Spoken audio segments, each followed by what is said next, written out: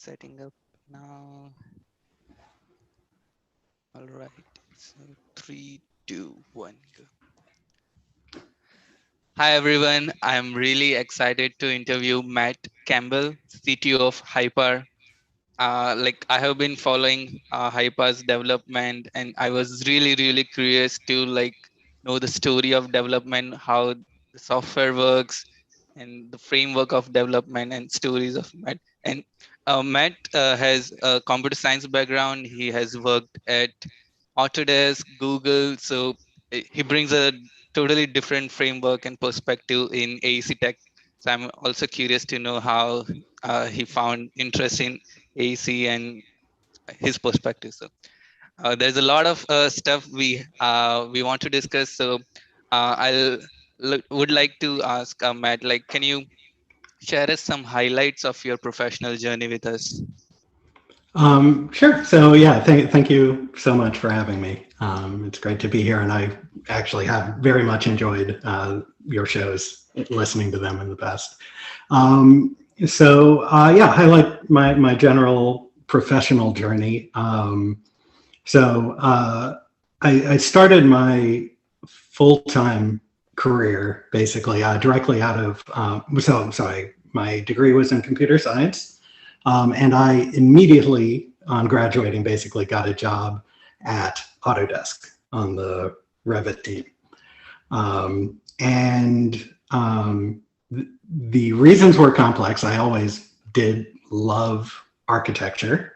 And there was this product that looked like The Sims, basically, given the state of most design tools I had seen in the past. That really just felt like a fun way to design and be creative. So I didn't originally have any sort of architecture background or anything like that, but now, I have well over a decade in the field under my belt at this point. So at Autodesk, I started by building a bunch of features inside Revit. Eventually I switched on to the team of Revit software architects, where I was largely responsible for making Revit handle much larger buildings and making the Revit team much more efficient. And kind of after generating a bunch of ideas there, I went off and built the Autodesk's first cloud technology for AEC. After that, with Anthony Hauk, the Hypar co-founder, and someone still at Autodesk named Mike Dewberry, we created the first Autodesk AEC generative design tool, which was called Project Akaba at the time. It evolved into Project Fractal, which became Refinery, which is now generative design for Revit. So after that, I took a job at Google, where I was a tech lead and a manager. I worked on search features that have millions of daily users while I was there. Specifically, I started and led the Google job search features. If you search for work from home architecture jobs on Google, you'll see a feature I built with a great team. And also if you search for events, like kid-friendly events, that's also the feature I worked on. Basically, my focus was on building large open data ecosystems on the web and making that information available and useful to people on search. So some of the same ideas also fed into things like recipe search and other things you might see on Google. And at a certain point, I was having drinks with Anthony. I had never disconnected from AEC, and in fact was always a little disappointed that certain ideas that seemed obvious hadn't been happening. So when Anthony mentioned that they had gotten their first round of VC and were about to announce it in a couple days, I had a meeting with the other Hypar co-founder, Ian, and we, basically they offered me, we would be able to build the sort of team I really wanted to build and build the sort of technology and really products that the industry needs. So it just really felt like an amazing opportunity. So yeah, I've now been the CTO at Hypar for approaching 2 years, probably 2 years now. So I'm responsible both for engineering and technological direction. So I hired and managed the engineering team at Hypar and established a lot of processes. I also established a lot of the technical direction, built a bunch of core pieces of infrastructure or designed them, and still write a fair amount of code along the way, wear a bunch of hats in a startup. But yeah, I see. It was a whirlwind, but yeah. There's so many things to unpack. Like, it's super interesting that you developed that. You were at the beginning, folks who started the generative design tool. And I'm curious, like when Anthony pitched the idea about Hyper, and to be honest, like when I first read it about Hyper, it's like GitHub for computational designers and like that philosophy. It sounded technologically very challenging. So were you like a bit overwhelmed? Okay, this sounds ambitious, or you were like, let's do it? It There are certainly technical challenges, but always in software, it's the human challenges that are the interesting and hard problems. You're trying to change how people design buildings, and whether you're just making them faster or influencing them to make better buildings in some way, and preferably doing it based on their understanding of how to do that rather than preaching at people, but like how you actually build a tool that affects people and works with them. That's the hard part. So I think the vision of Hypar has evolved a lot over time. The core mission of Hypar hasn't. The idea to help people generate better buildings and to do it as a kind of big community effort. That core vision hasn't changed, but how we actually communicate it to people, how the product represents itself, that's been the big area of exploration. I think Ian is a great engineer, and he had built a lot of things before I joined the company and made the right bets that we would need to be able to iterate on the core product and core concepts. But yeah, we just had our summit, our first in-person team summit last week, and the amazing thing is like there's been a crystallization of the vision. We're all sort of moving towards a really exciting place now. So it's about doing it at this point. But yeah, it's been very exciting, and it's a big ambitious goal, but with clear value that can be delivered continuously.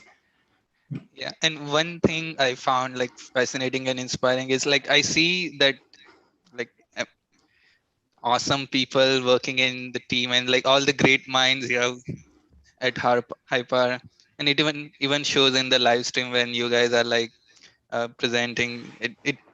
I am very hopeful that like because when great mind meets, like there's always some innovative product comes out of it, and you guys have been like pushing the boundary, so it's great to see.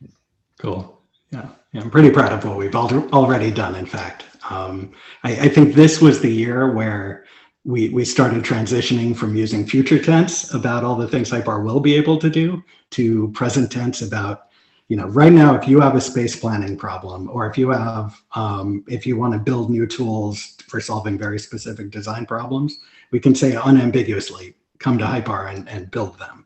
Last year we were all future tense. So Hypar will be able to do X, will be able to do Y, but like we're at a point where we, really found our successes in certain niches, and we're growing out from that and taking those lessons to really just have a much bigger impact over time. I see. And I think this might be a good segue. So to to teach us about what are some software development principles you have applied and your perspective. Totally. So yeah, I have some slides. Root, definitely happy to make this a conversation. But so yeah, in this session, other people have given kind of Hypar, plenty of Hypar demos. Andrew gave a great one on a previous version of a previous episode of your live stream. So here I was, really thinking about focusing on how we build what we build rather than what we built. And a lot of these are just generally this way of thinking that I'm going to present is things that I think work well outside of AEC too. But it's really been how I like to think about software in a way especially for individual contributors who are trying to do important things. I have kind of three big sections, and we can take breaks or go different directions as we go through them. But first kind of section I have here is how I define problems, or how I iterate. How I define problems. Second section is how to iterate on solving problems. And finally, this part's a little hard to generalize across all types of problems, but what a good system design looks like, and some of the tools I've been heavily dependent on. So I have a big habit of thinking about things from first principles. So let's start from the beginning.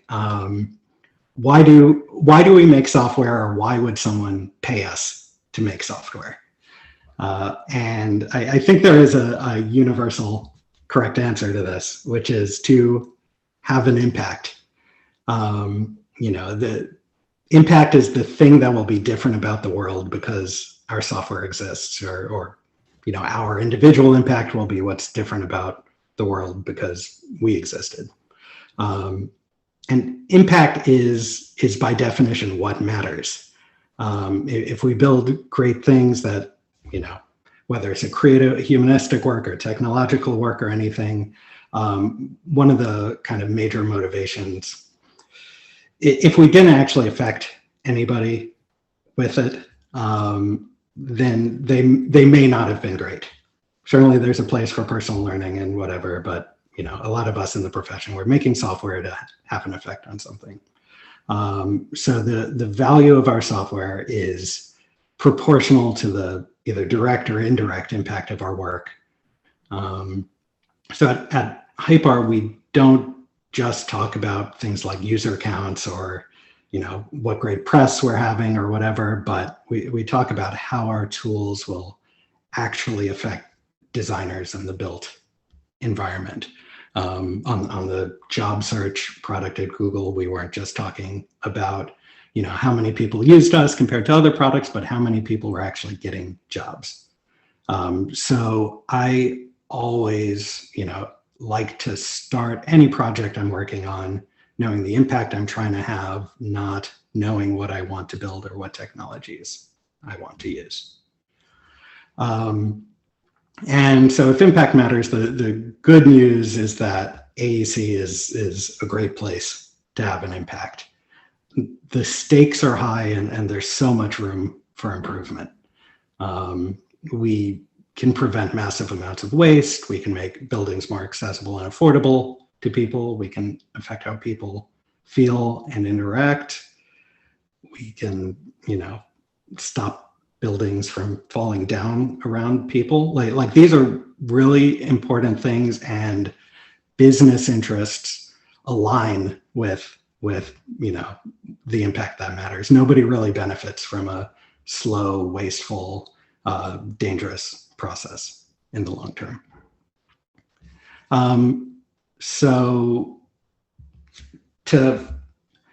If we want to have an impact, it's important to be intentional. Impact doesn't impact rarely happens accidentally.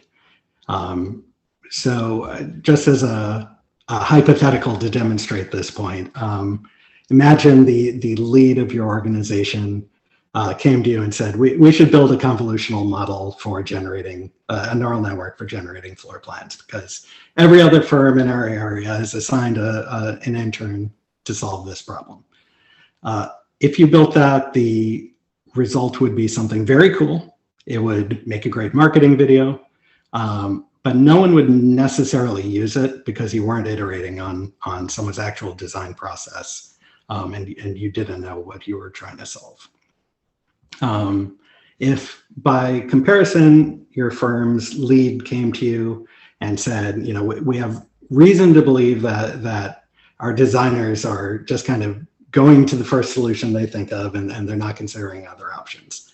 Whether this is a real scenario or not, that at least is a problem we can solve. And so maybe we'd still build the exact same convolutional neural network to solve this framing of the problem.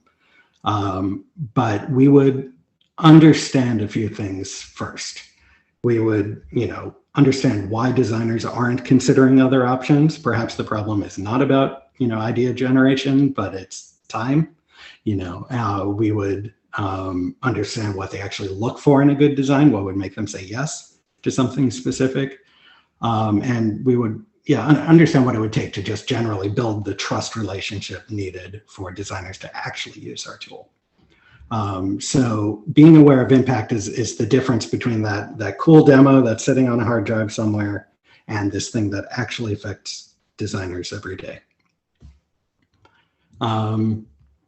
So again, being clear about the desired impact of your work is important for a few reasons.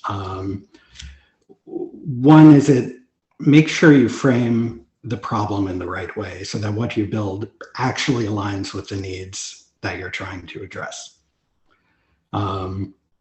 It makes sure that you solve all of the reasons why your software would not have the desired impact. If we think we solved a real problem, but the target audience isn't using our tool, we're definitely going to try to understand and address those reasons too. Not just say, we built a cool thing, it's the user's fault if it's not having the effect that was desired. Knowing what the impact you want to have saves you time. You can avoid things that aren't actually driving the impact forward.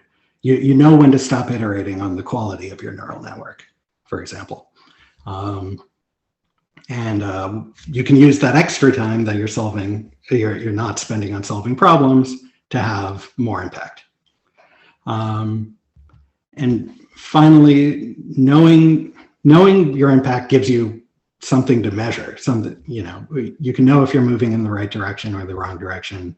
And we as engineers can have the feedback loops we need to become better developers to have more impact in the long term.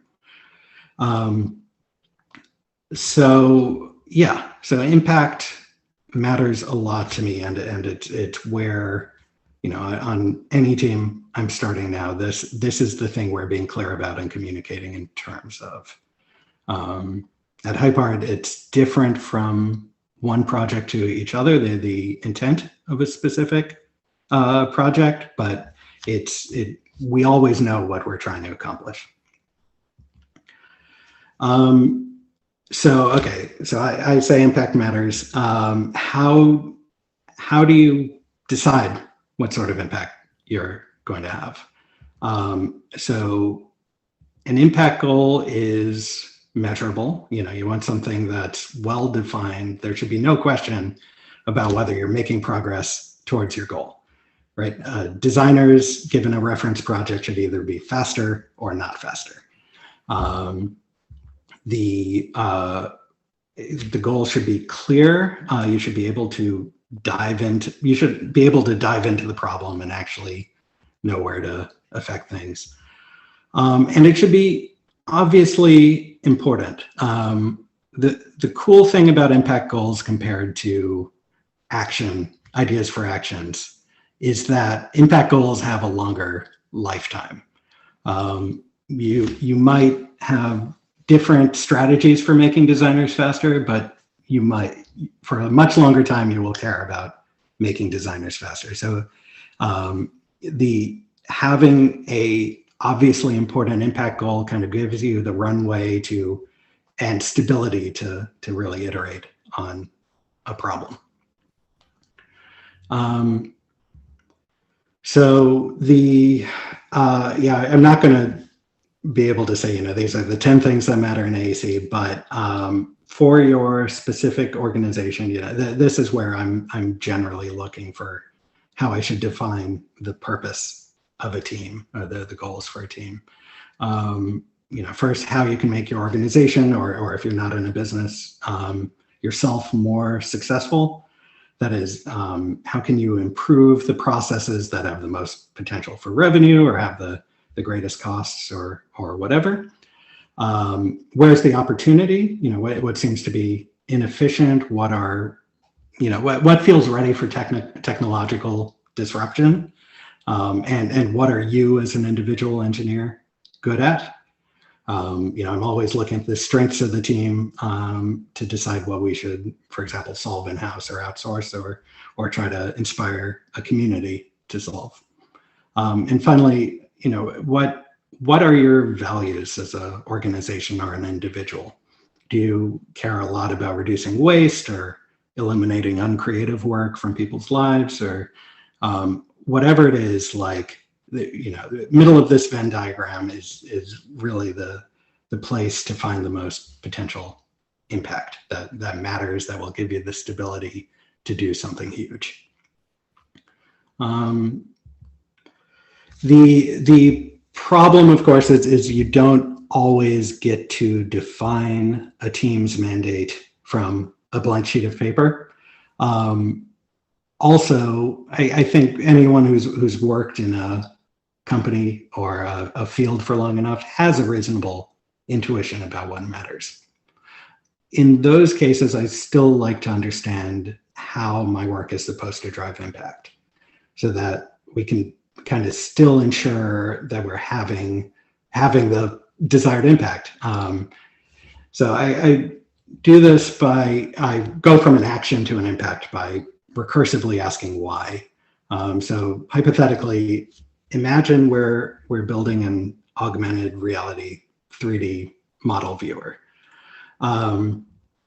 We probably know why we're building this. It's not going to be just a cool tech demo in most cases.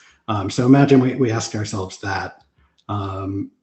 We might come up with an answer where we're doing that so that AR will actually be used on construction sites. And we could say, why do we care about AR being used on construction sites? It's, in our case, so that issues get caught earlier. And so, now at this point, through construction sites, we know who our user is. Through issues get caught earlier, we have a metric to iterate on.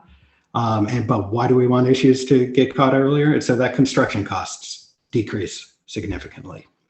So that is how we justify our value, how we justify our continued investment, and recognize that we're not wasting our time by solving this problem. So yeah, I've said the word impact 100 times here, but it really is the root of how I think about and measure everything when I'm working. Does that make sense? Or Yep, perfect. It's good. Okay. Okay, let me just sort of dive into the next section here, which is you know what you want to accomplish. How do you actually get there? You want to make designers faster. Let's look at a process for having an impact. And first, I sort of want to start off with tackling an analogy that I think I hear a lot from AEC folks, and I think it sort of pushes us in the wrong direction. So software is not a building. Software design processes are not should not be the same as building design processes. And that's for a few reasons. In software, nothing is permanent.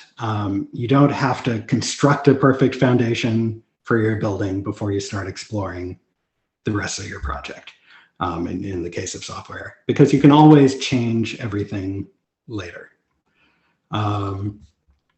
Software doesn't have to be finished before it's used.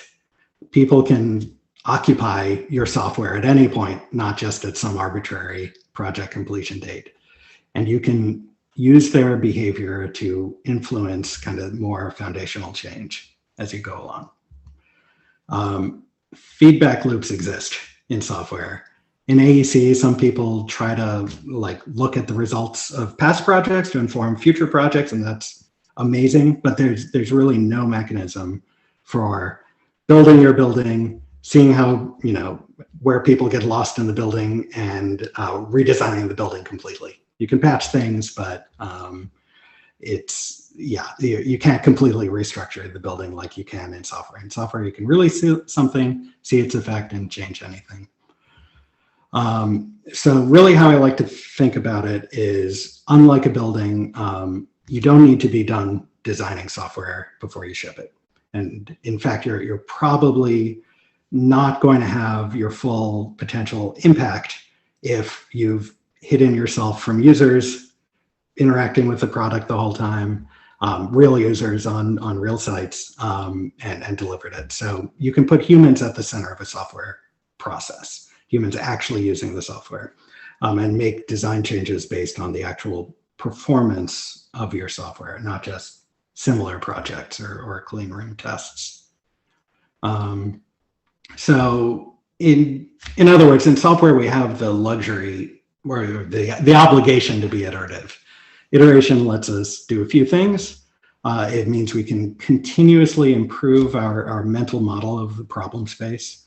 When we discover that our solution didn't have the desired impact, we can incorporate that information back into our mental model so that we can choose better future actions. It means we can fail faster. If we launch an early version of a tool and we discover that nobody is even opening it, then we can avoid improving its behavior until we understand why nobody wants it. Maybe we were solving just the wrong problem. It means we can choose our actions in a way that informs future actions. If we're not sure why people aren't engaging with a certain feature of our software, we don't have to just arbitrarily make it better. We can run experiments that target specific hypotheses, just taking baby steps in different directions so we know where to invest. And finally, iteration lets us build things that we never would have built if we had kind of disappeared and set off to build them directly. We can deliver continuous value and get continuous feedback on our direction while iteratively building towards something bigger. We can, in a building, this would be we can rent out our 6 bottom floors of our building while we build more, use that revenue to build more floors on top. So yeah, that's why software is exciting. The ability that it is a conversation with your user base. You're not, we're not just trying to build cool things or use cool technology. We're trying to use them in a way that has big change. So focusing on that first and iterating on impact is kind of the key strategy we always use here. I have a question. Yep. So when you mean by iterative, on the software side, is it iteration on a particular feature or a function, or iteration on workflow or the whole product itself? At all levels, I'm always iterating. Whether you're, some areas this is incredibly natural. A marketing campaign, you want to help users discover the value of it, so you're going to try different messages and see what performs well. It could be a feature, or it could be your entire product vision. At all sort of resolutions, the purpose of what you're building. The purpose of your product.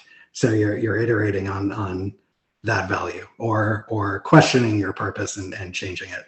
You know the purpose of a feature, so you want to get it out there in front of people as soon as you can possibly get a more informed understanding of it, to see whether it actually looks like it's going to have the desired impact or not.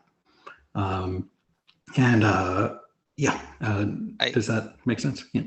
I see. Yeah, like one follow-up question I have is like, what if like you have limited funding and you have a choice whether to iterate a particular product or try out new things? Like, how do you make those decisions?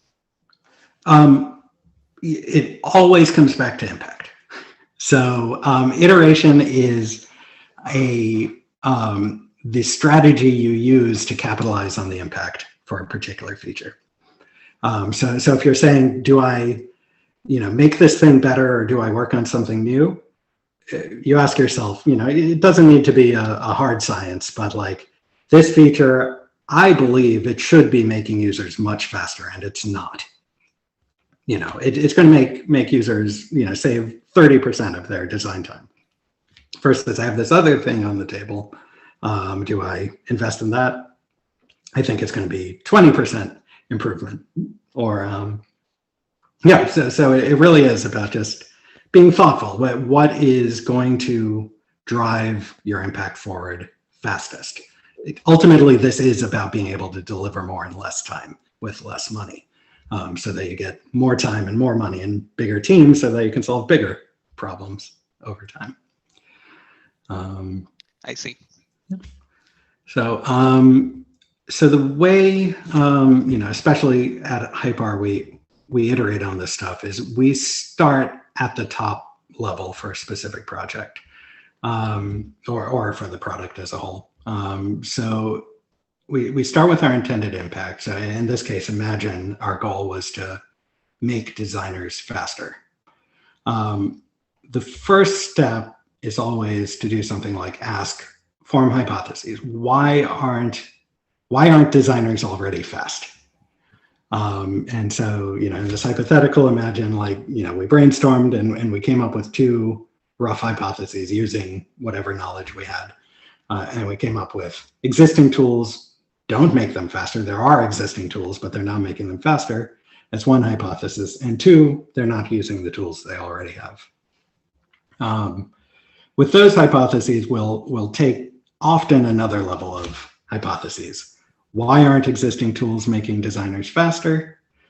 Tools aren't automating the slowest things. They're solving a problem, but they're solving the wrong problem, or they're solving a problem, but it's just so incomplete that you have to do too many manual tweaks, that any time that was gained through making users faster up front was lost by having them correct results. And from often after about 2 levels of hypotheses, we're ready to start talking about actions. And the important things about actions to start thinking about, we're looking for the smallest action that will let us confirm or disprove the particular hypothesis we're trying to address. So if tools aren't automating the slowest things, we might try to automate one of those slowest things and then see if it actually results in designers getting faster, and so forth. And so the goal of each action, once you've done it, is to quickly tell you either to start solving the problem and keep moving in that direction, or have you question your hypotheses, and have you start focusing on either other elements, other portions of your tree of hypotheses towards impact, or to come up with new, to realize you don't know what's wrong, and to do kind of more basic user research on the problem. So again, this kind of iterative process, I think of it as navigating the solution space of everything we could possibly build. Like, there are many possible end states, and some that are closer to where we are, but the goal, I think if you ask the team, we always have a pretty clear sense of where we're going, but we're iterating our way towards it so that we kind of have the opportunity to learn things we didn't know and end up in a ultimately a better place than we would have before. We do this for pretty much, most features we build, but also just kind of the core product and how people perceive us. It's always this path of what is the next ambiguity? What would it take to help improve the building industry overall? And if we're doing that, what would it look like to make the next step? What effect would we have? So yeah, that's also pretty abstract, but it is how we actually pursue projects. Why are we doing this project? Why do we think that the end state we want is not the current state? And iterating as quickly as we possibly can on different ideas for doing it. So I have some examples I can dive into for this, but actually just for time.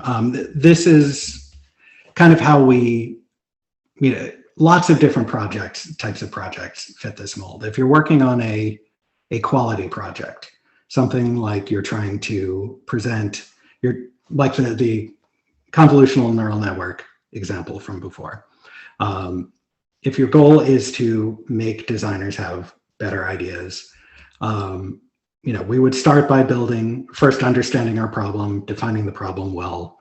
We would start talking to users, make sure we have as much background as we possibly need, and then start with a basic prototype. And not necessarily using our favorite technology, not starting with any particular technology, but what's the first thing that gets us there, whether it's a neural network, whether it's procedural code, whether it's a group of humans through mechanical Turk, whatever the particular strategy is. And it's as soon as there's a basic solution to the problem, start showing it to users, even if the result quality isn't great. Because at that point, the first problem will not normally be your data quality. It'll be things like you solved the wrong problem, and as a result, we can more quickly build the right product by iterating and failing faster. So okay, the kind of third big section of this talk, I think, was what within this process of rapid iteration, what makes a good kind of software architecture? What should you actually build if you want to support a highly iterative, impact-driven process? So again, this is a light section because different problems will require very different architectures, but I think a few things are really important in a system architecture. Especially if we're going to iterate on product hypotheses quickly. The first thing is that it needs to be presentable to, you have to be able to get something in front of users quickly. If we're going to build the right thing, we have to start testing hypotheses as quickly as possible. Secondly, we need an architecture that can evolve quickly. Our system can't resist change, and many systems do. And finally, we should build something that we're not going to throw away every 6 months. A lot of traditional organizations, have a word that I hate, prototype. The idea that right now you need to iterate quickly, but at some point in the future you'll be done iterating, and you can move on to the next, move on to the real product. In software, there's like the second system effect that software rewrites famously fail for very good reasons. But really, I think a good architecture, we want to plausibly say that with our best sense of the future, we're not going to rewrite everything and throw it away. So no silver bullet here, but I just wanted to highlight kind of 3 things that I think change, well, the first 2 especially change how we think about software. So first, microservices were a paradigm for decomposing monolithic products into loosely coupled smaller products so that architecture can evolve quickly. Secondly, there's serverless, which is a paradigm for basically not building microservices at all, but or at least building them more quickly. And finally, I had to, of course, highlight the product I work on, Hypar, which is a design product that presents kind of a serverless extensibility model when you need to automate your own design processes. So starting with going a little deeper into microservices. So these might be a little intuitively obvious, but it's been very useful to have a word that we can talk about here, microservices. They let us stop building towards a single product vision and start producing a toolbox that can serve many product visions. So if, imagine this hypothetical of you're building a sales tool for a real estate firm that they sit with customers and try to get them into a space. And you do it by, helping them, showing them what it'll cost them, showing what their furniture might look like in the space, and showing the available spaces. Traditionally, you might have built this as a monolithic tool. The move towards microservices is to make all of these independently deliverable products that theoretically could be owned by their own team. So you're going to build, possibly as its own standalone, fleet of servers, inventory search, a system for solving test fits, and some business logic for cost estimation. And the value of this is that you get to totally change how these pieces are configured over time and solve different problems with your investments. So imagine if instead we were trying to, someone else came along in the organization and said, how do I evaluate whether we should buy a space to add to our real estate holdings? You would use the same general pieces in a very different product. Furthermore, you could augment it. Imagine we were getting feedback from the occupants of this real estate space. We could get kind of combine all these tools together to say, hey, we think you're ready to move to a better space for yourself. So that's the core idea of microservices, to stop focusing when focusing on your capabilities rather than the monolithic product you're building towards, but still only addressing the capabilities you actually need to deliver for your user requirements at the time. Ultimately, you end up with a great toolbox of capabilities that lets you completely restructure to solve different problems or use them again for future problems.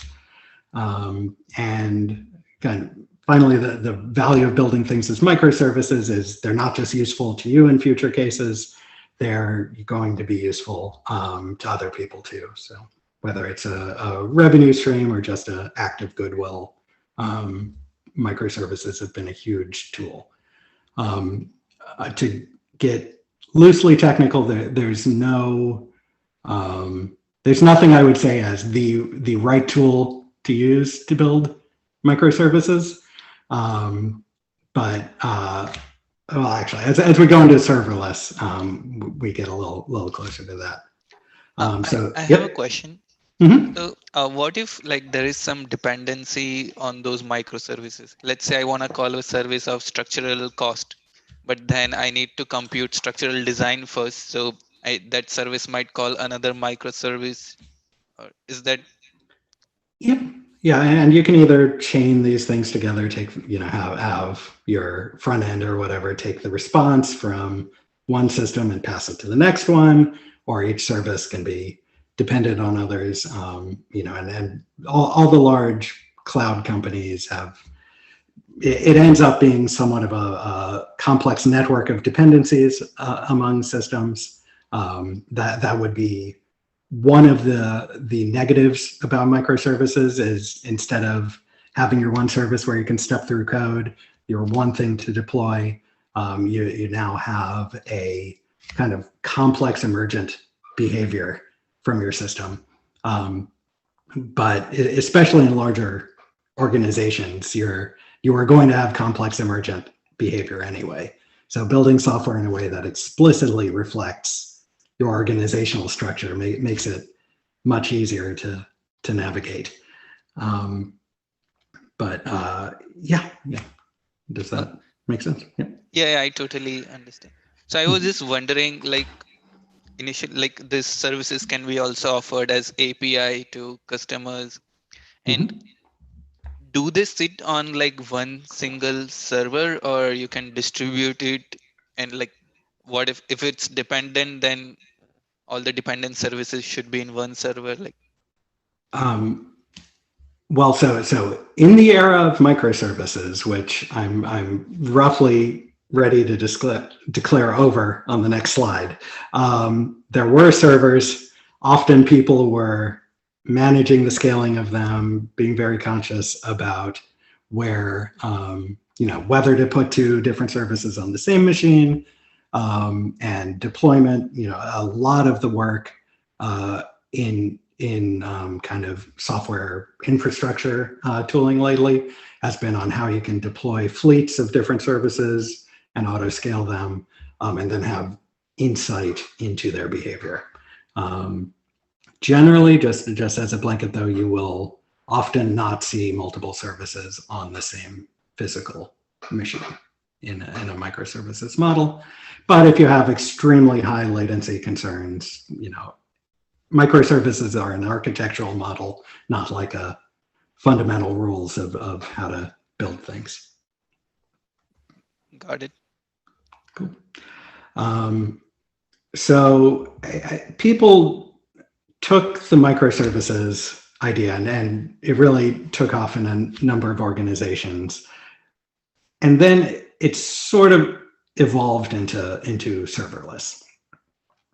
When organizations started breaking down their large monolithic applications into small kind of purpose-built focused products, it became clear that many organizations were spending time on the same things, and all the big cloud providers started capitalizing on this. So each organization might have an account management system that had some different behavior, but also a lot of overlap. Everyone was building a database layer.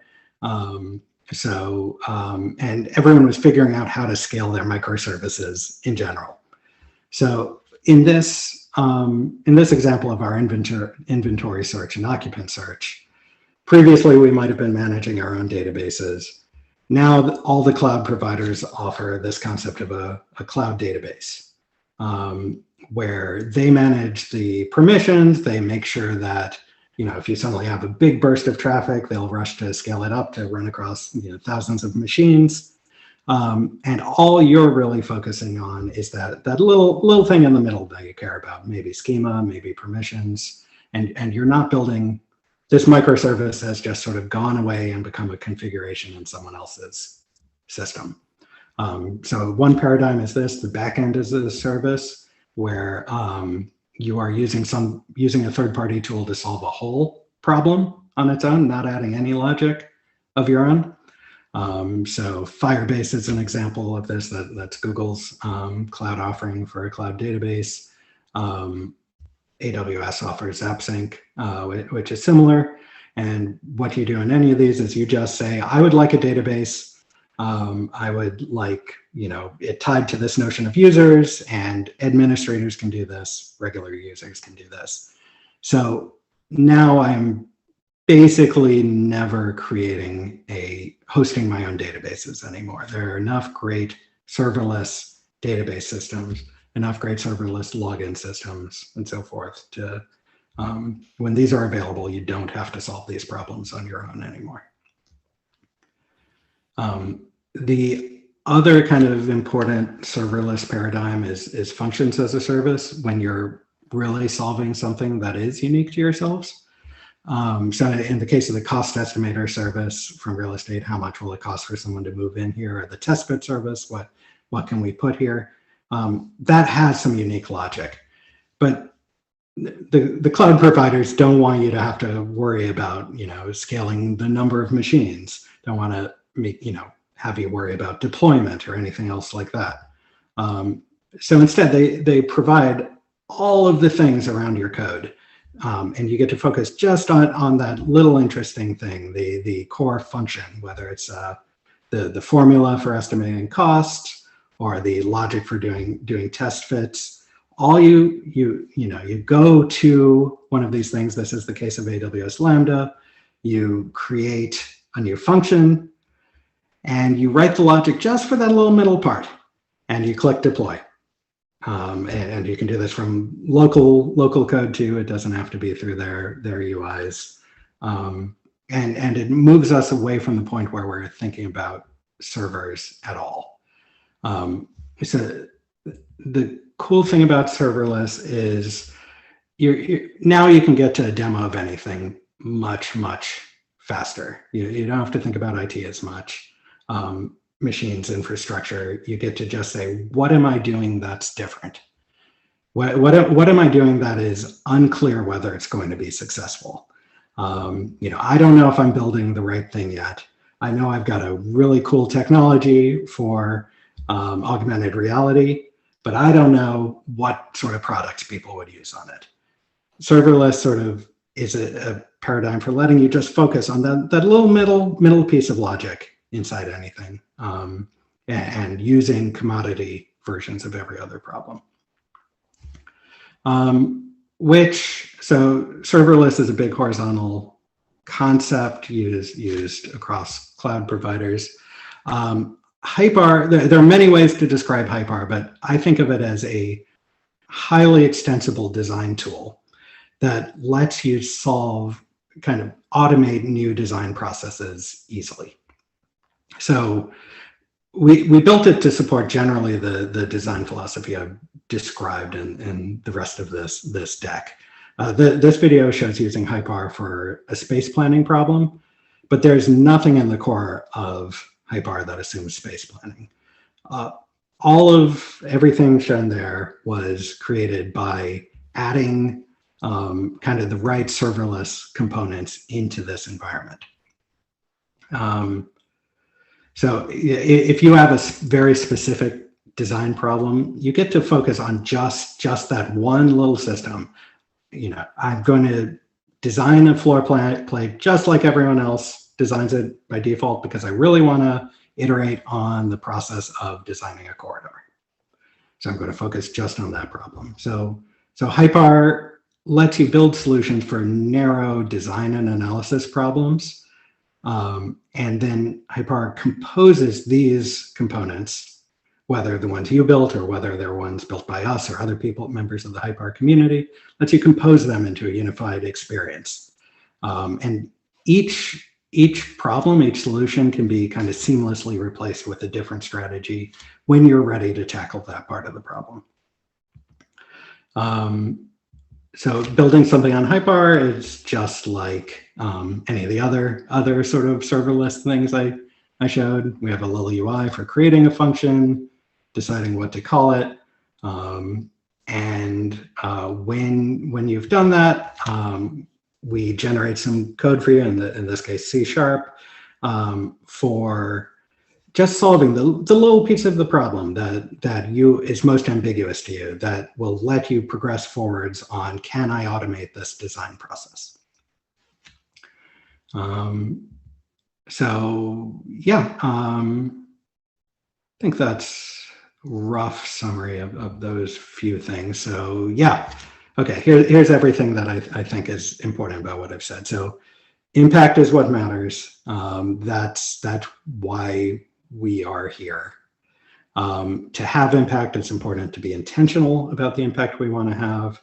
You can model your path to impact. Always between impact and the actions you want to take, there are clear sets of reasons why your tool, whatever, is not being used. And you can approach these problems in a structured way by launching quickly, by incorporating your results back into your mental model. And ultimately, what's important if you're going to build any architecture is build the thing that's consistent with rapid iteration towards impact. So yeah, let me stop talking about that. Any thoughts there? I have more things I could theoretically go into, but that was a marathon, I think. That was an incredible presentation. Like I'm super impressed by the way like the clarity you had, like mission impact, and it was so honestly like I felt like I have read like couple of like self-help books, business books, and the knowledge was all connecting and like being translated in this presentations. It was amazing. Cool, thank you. So I have a few questions. So just to clarify, so Hyper has both microservices and serverless aspect. Um, in general, I would say serverless was a refinement on microservices, especially the function as a service concept. The primary difference is just that your providers, in the case of serverless, will manage your specific machines and scaling and whatever. But still, in the case of the cloud providers, they might be giving you a clear endpoint, an IP address or a URL that lets you send messages to and get a response from. But you won't, it'll be a microservice, but you won't understand where it is. You know, in the case of Hypar, you'll deploy your particular piece of logic to Hypar. You can keep it private by default, but you know, post it on our servers. And as anyone who has access to it uses it, we'll automatically scale it up. So if you wanted to compare, you know, see what, you know, 20 different strategies for laying out a corridor of your building look like, we'll immediately spin up 20 different machines and solve that problem for you. So. I see. So when let's say there are 10 users using Hyper, are they like talking to 10 different remote computers and those servers, or like 10 servers like within a same system? It depends on when the messages hit, but it scales up. Think hundreds of milliseconds to scale up a new service. It's different. A lot of different things. Can be seconds for certain frameworks, can be less. So if you are, you know, requests will either go in line on an existing service, or your cloud provider will start spinning up more in the background and make you wait for your request, wait for that new service to spin up. It's, you know, math on how much money you want to spend, the odds of leaving a machine idle for a period of time, because anytime you're using a machine in the cloud, someone else isn't, and those people would like to pay money for that machine. I see. So, and like those, the system logic, and let's say you also have like Grasshopper functionality. So all those like software modules are already installed in those servers. So I'm just waking up the machine when I'm making a request. It's not going to be a physical machine, but the like that's just asleep and waiting for you to come along and need it again, because they want to use that machine for something else. So you know, people have invested a lot in quickly being able to get the data into the service needed to start it up.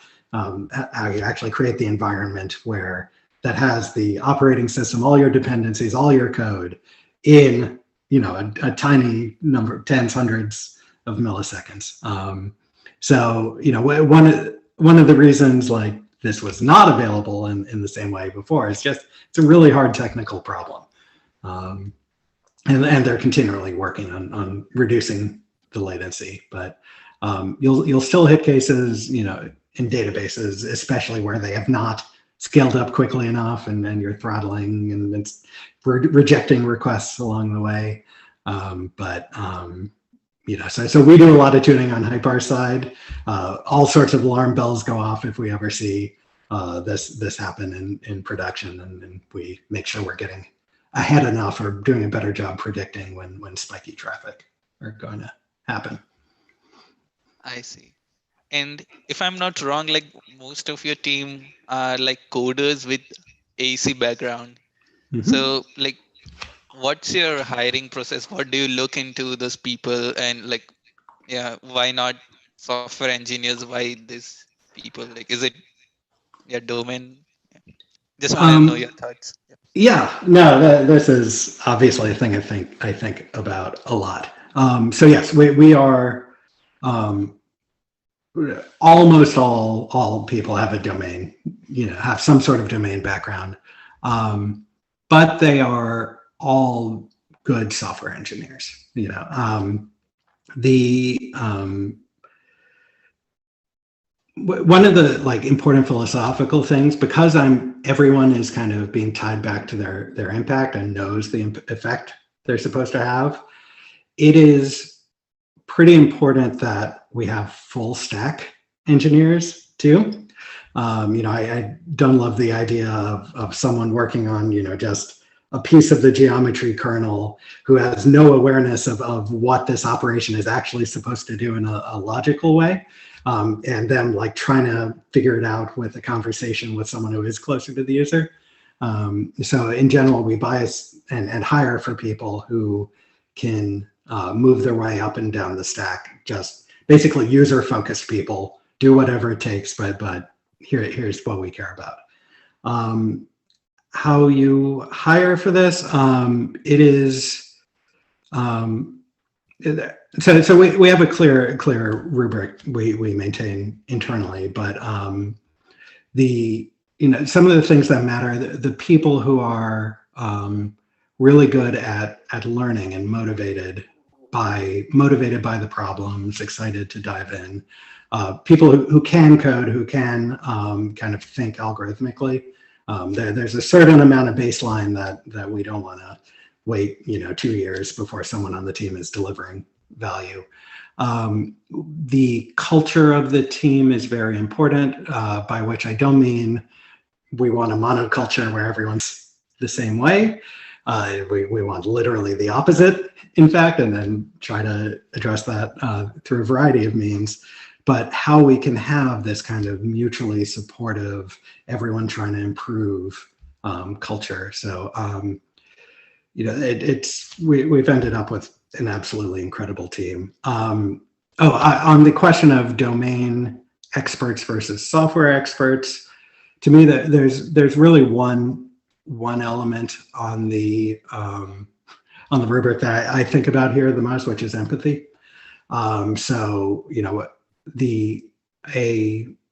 If we hire someone who's an architect, we certainly don't want them only solving their own problems and thinking about themselves, but often you can identify that they really care about the problems and they're going to talk to someone and understand it and understand how they can have the desired impact.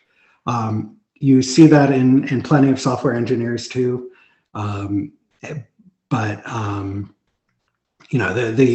there have been so many great people floating out there in AEC software who are the best of both worlds here, who have the background and are great software engineers, or with the right environment could become great software engineers. So I suppose I should mention we're always looking for candidates to join the team.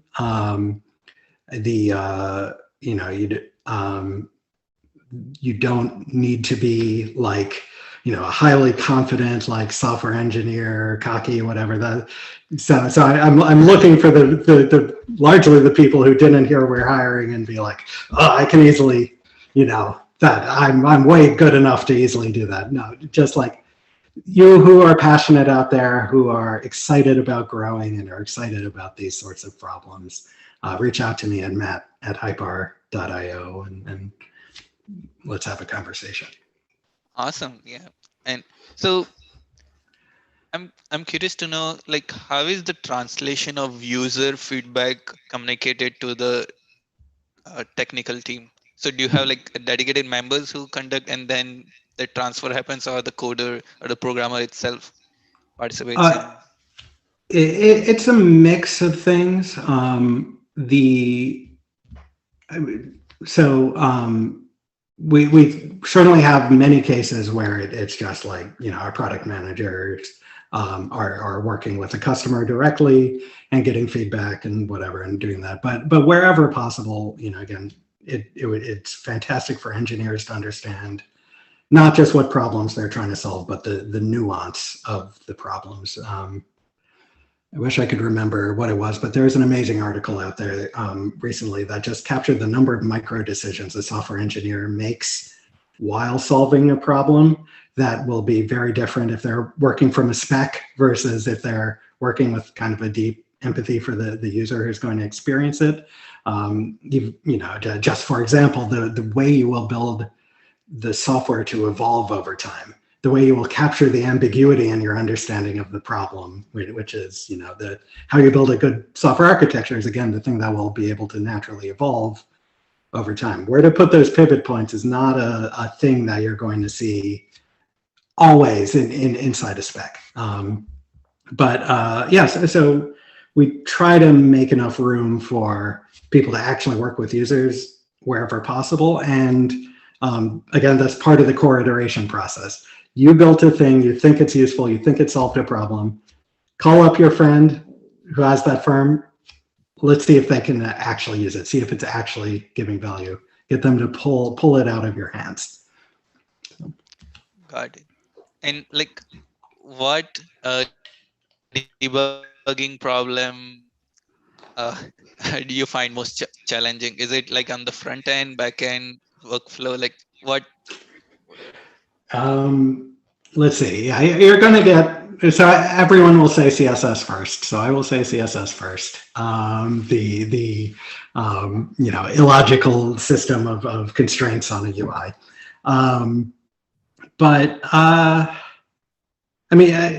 Really, the hardest debugging problem is always the place you want to improve your architecture to make it not the hardest debugging problem.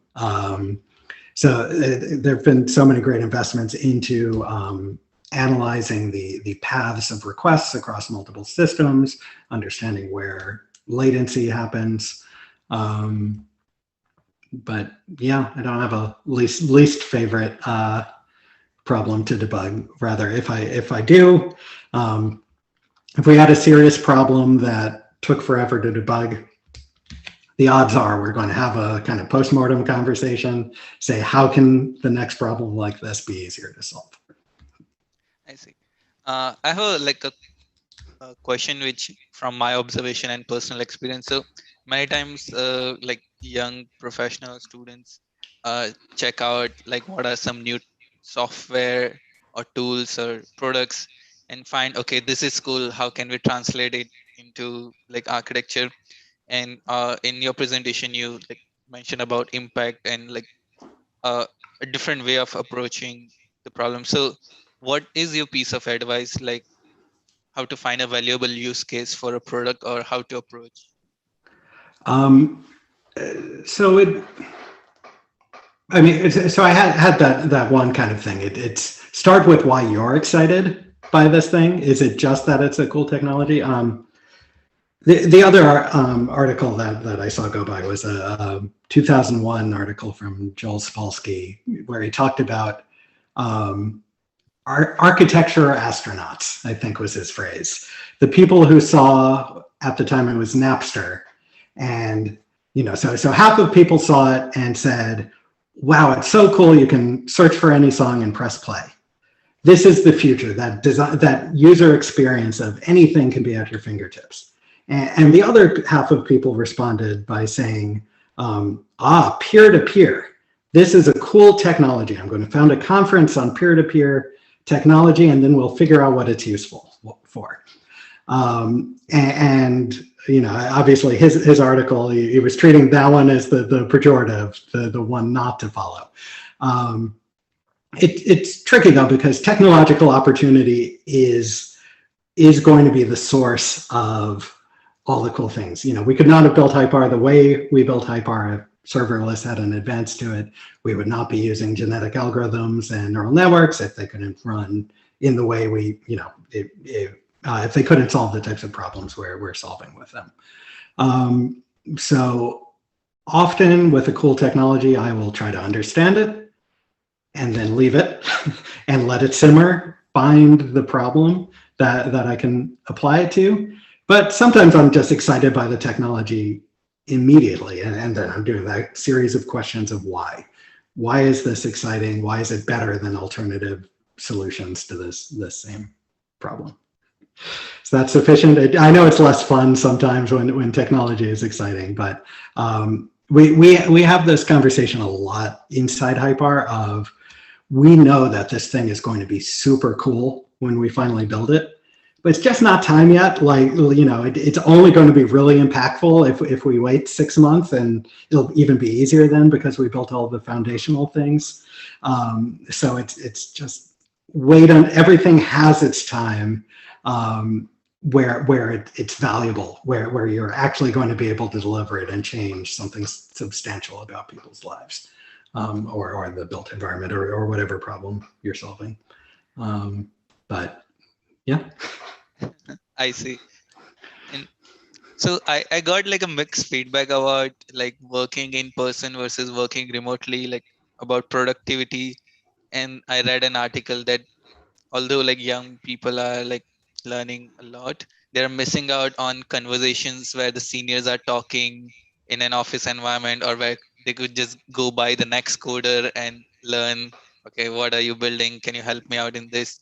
So what's your opinion on like coding, and do you miss long hours of coding with team? Or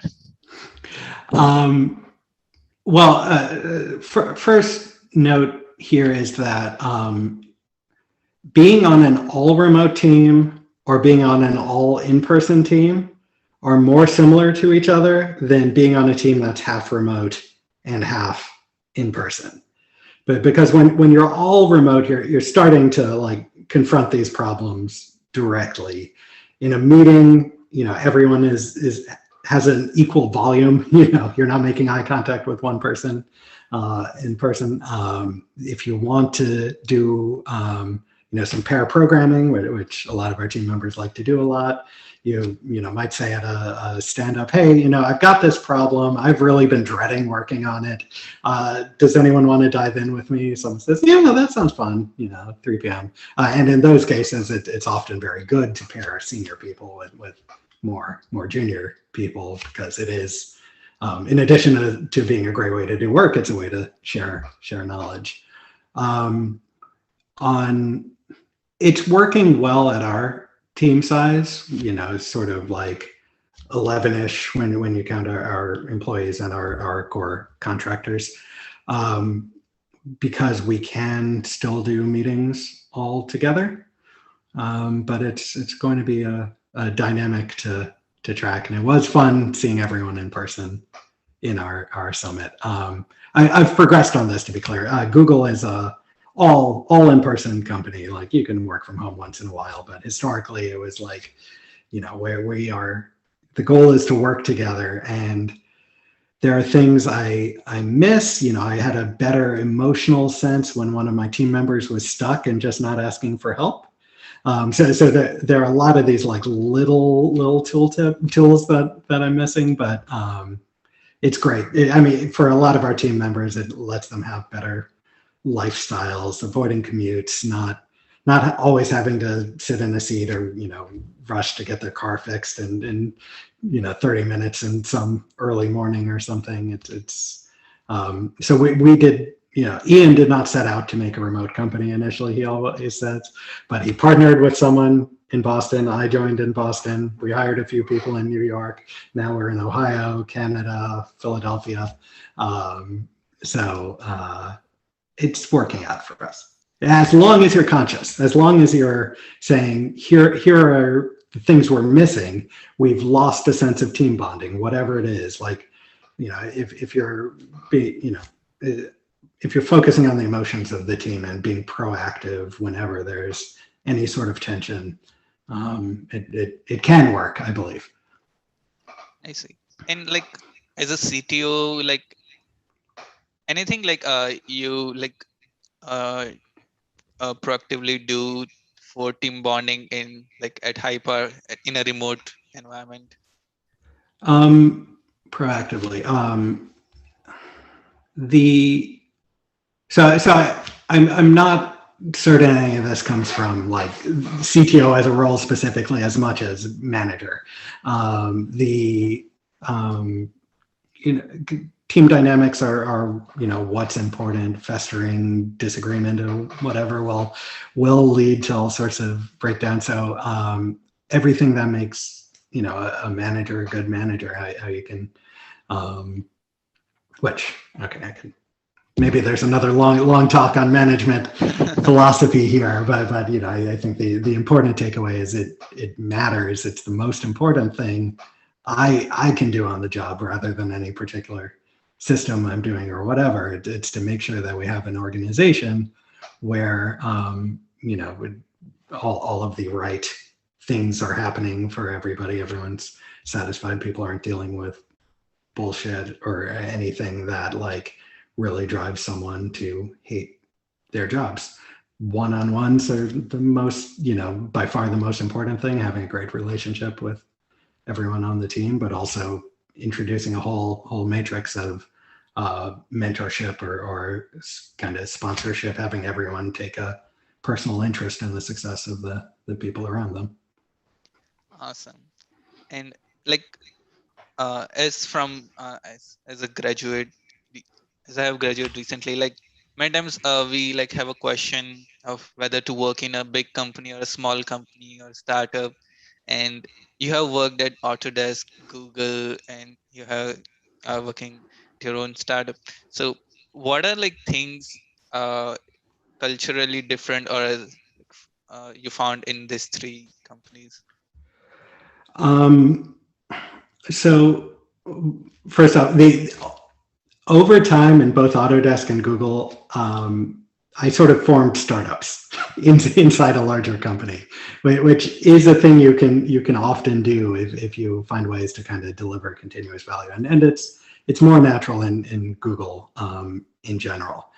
So so a lot of the question is, who will have great projects, where will you be able to have the impact that matters to you, impact, and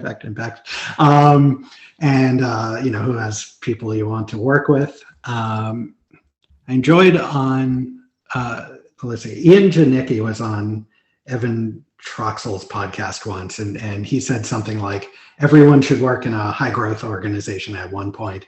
And I do think I agree with that. I don't think you have to leave AEC for it necessarily.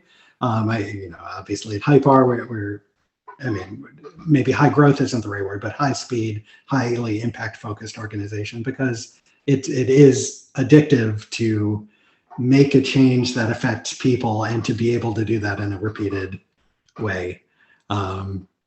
So join a healthy organization of any sort that will help you develop your independent ability to affect people. But it's going to be, avoid anything that you feel is an unhealthy organization, and anything that is the thing that burns people out along the way.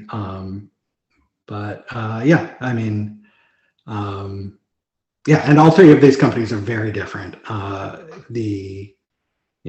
Autodesk has more of a history of being a collection of acquisitions. So it's not a consistent culture throughout the company.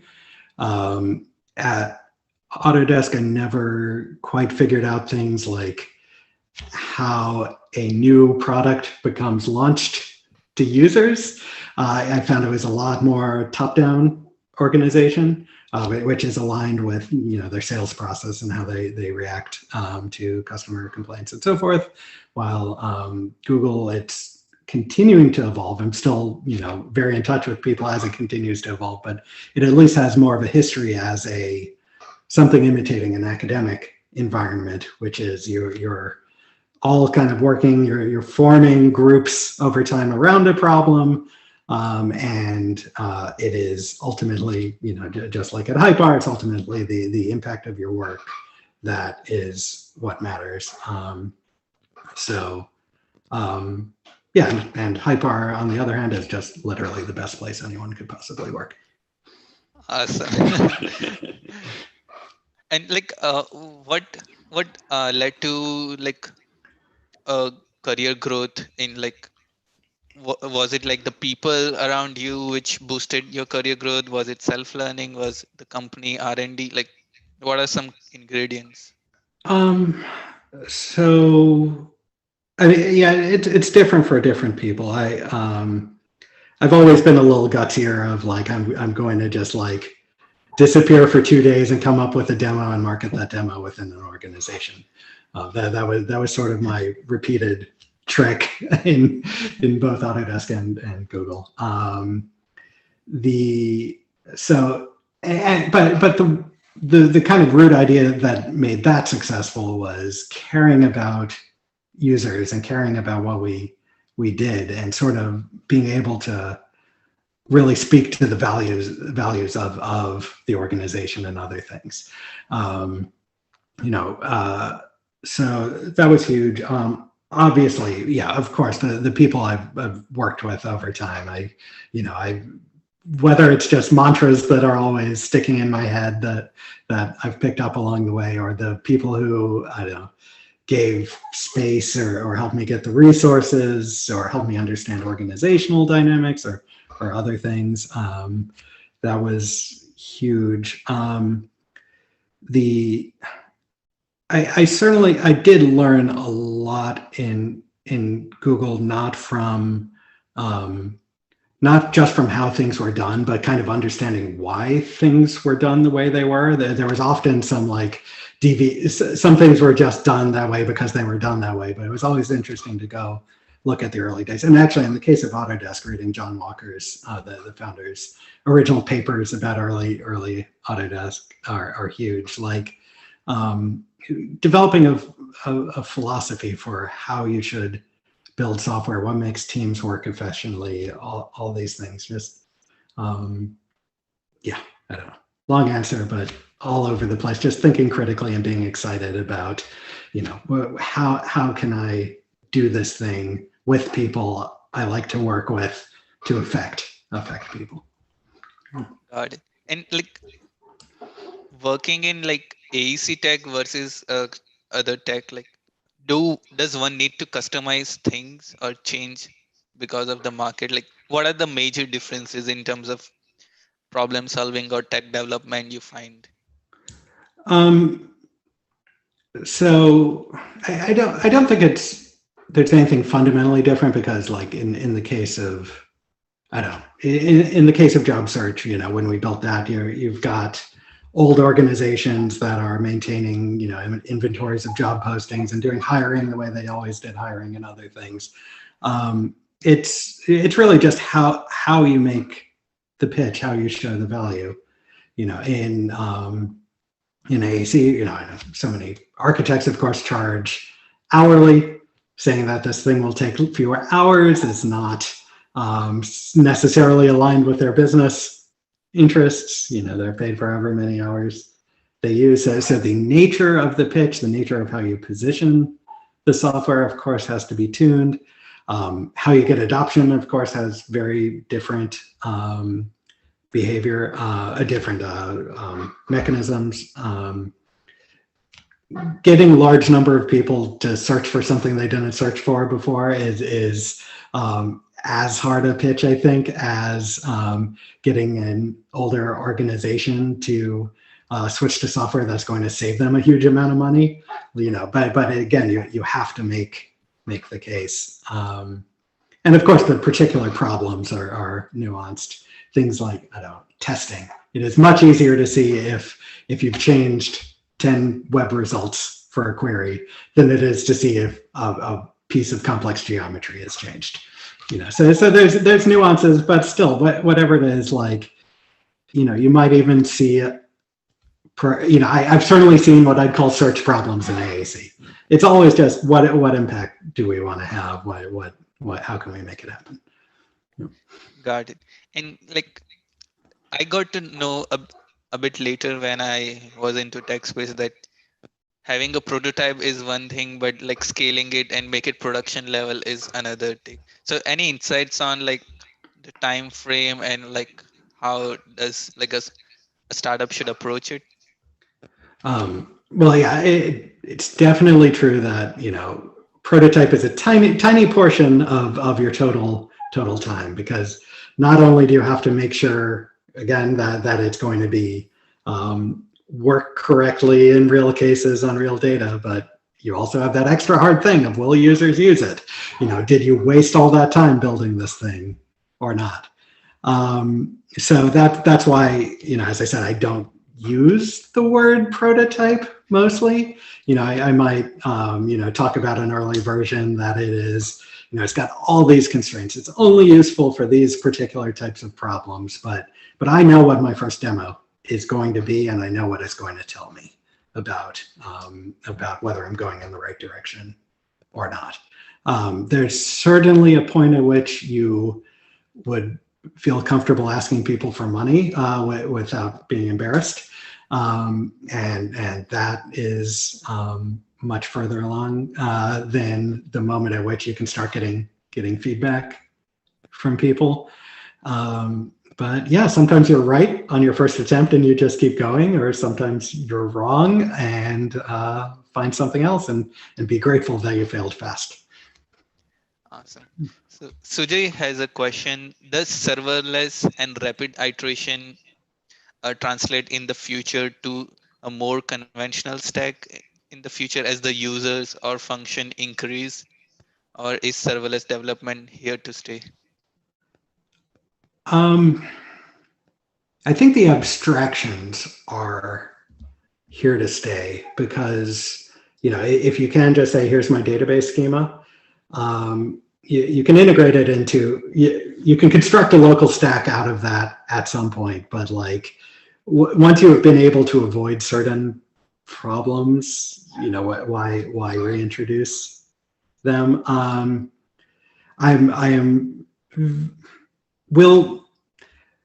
We tend to move up abstraction stacks consistently over time. It's rare that you're writing assembly code and then we get C and then we get one level on top of it. Once we have two levels, we keep two levels at a time. You're not going back to writing much assembly code anymore once we have a high level programming language. And I think that's the same.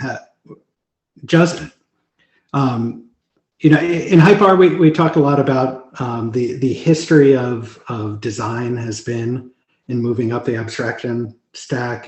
First you're coming up with a glorified pen on a computer, which is what you're actually expressing is an abstraction on a rectangle, and that rectangle is an abstraction of a wall, which, BIM brought us the concept of a wall inside CAD, or the predecessors to BIM. And so we're moving up the abstraction stack one more level. Instead of talking about walls, we're talking about the system of all walls, because you're really drawing this wall to create a floor plan or whatever.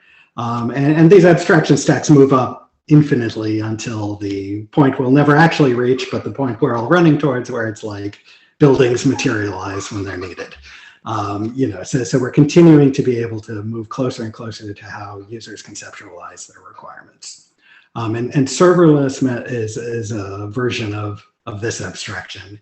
It's moved up to not, here's a generic piece of infrastructure that I'm going to install a product on so that I have a database. And then on that database, I'm going to do things that now the abstraction is, I need a database. It needs to scale, whatever, but I need a database. I'm going to build on top of that. So when we are progressing as industries, we're moving our articulation of problems closer and closer to user requirements. Any of the codex stuff of Copilot, you're going to write a sentence and get a program out of it. That to me is just another abstraction on top, a huge one. I'm really excited about it. But it's continuing the progress of moving languages into higher and higher level, closer to the way users express their requirements.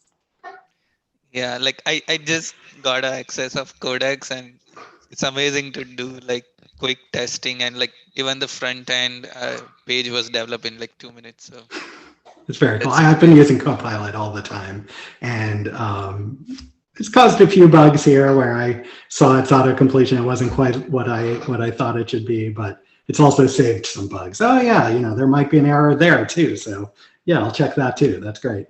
So yeah, it's exciting living in the future. Yeah.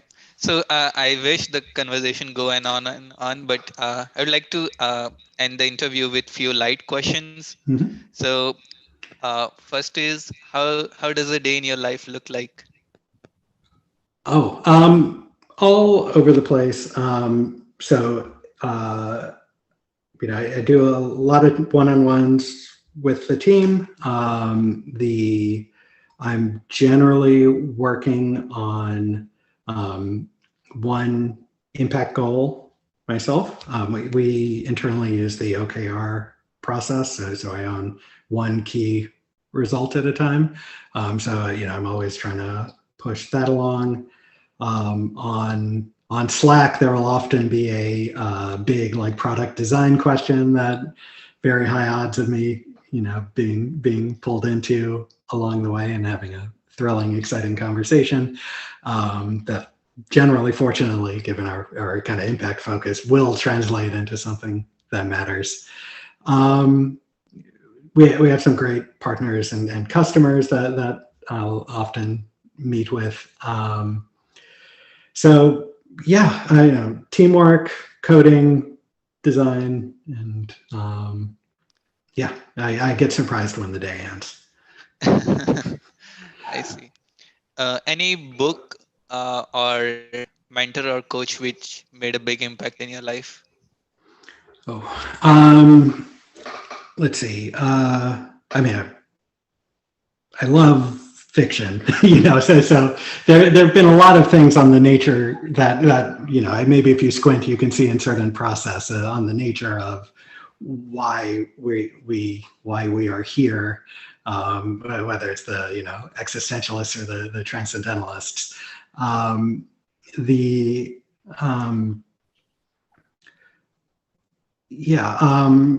As far as actual books, Andrew would want me to say Hofstadter, and yes, that's definitely always out there. But yeah, no, I mean, I also probably do too much reading of things like old blogs and Hacker News and other things like that. Definitely none of it is gospel, but you add all these things to the soup of ideas in your head, and then you see a problem, and you're like, is this the time? This might be the time. Whether it's an organizational problem or a technical problem or human problem or whatever it is. Got it. And any city or country which is on your travel bucket list you want to go next? Well, okay, I do have to say Japan.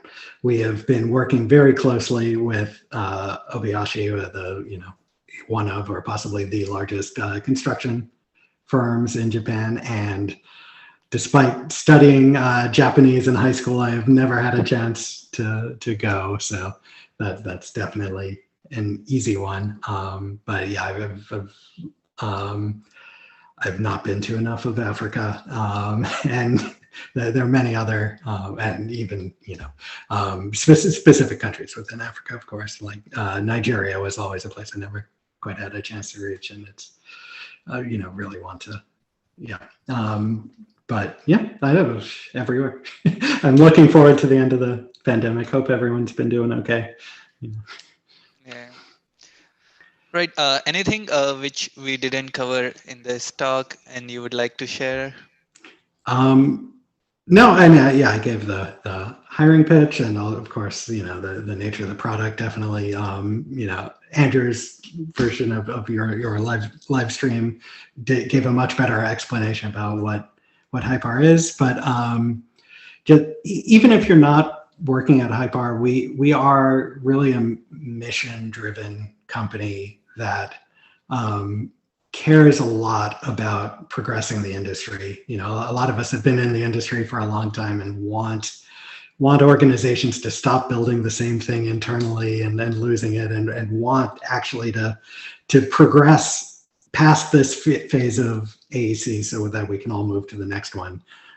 So, whatever you're building, we want to work with you. I get no pleasure out of solving the same problems someone else is solving. So join our Discord, of course. You can, if you ask me with a question, I guarantee I very frequently will answer the question or whatever, if you want to just have a conversation. But we're here, we're excited, and I know a lot of people are out there working on the same problems as we are. So let's get to know each other. Yeah, and I must say, Hyper Discord community is amazing. Like people are active and like bouncing off ideas, and it's great to see. Just like read all the conversation, I learn a lot. So, what's coming next for you or Hyper? So we launched kind of our first kind of end-to-end product on top of Hypar. We've always had this duality of being perceived as a platform that people will build cool things on, while we were also motivated on just building great things so that other people will build more great things on it. So we launched Hypar Space, and we're continuing. It's been amazing to work with a bunch of early pilot customers, and it's exciting to see people really starting to use it on real projects. It is ready to use. That's very exciting. And so we're looking at several more of these kind of deep dives to address more related problems. Once you have a space layout, are there other cool things we can build there? We're of course always really excited about enabling other people to build things on type of Hypar. We mentioned at the last live stream a couple really cool things. One is this isn't for collaborators, but for contributors, but our multi-user collaboration is going to be huge. It's getting close, and we're doing collaboration right in a way that I think will actually align with design processes, whether your design process is the kind of jamming together live, or whether it's more structured ticket-based processes along the way. So that's definitely going to be huge. But I don't know. This is the big year for Hypar, where it's just becoming useful to lots of people, and so if anyone is trying to solve design processes on through any technology stack, definitely come reach out to us, and at least have the conversation before building all the things, the visualizer, the scaling system, the data models, all the other things that we have built so that others don't have to. Amazing. Like I am very optimistic and hopeful that from my guts, I feel like Hyper is gonna be like a AEC unicorn startup. I just feel that, and if it's gonna be any IPO, I'm gonna buy shares first. Thank you very much.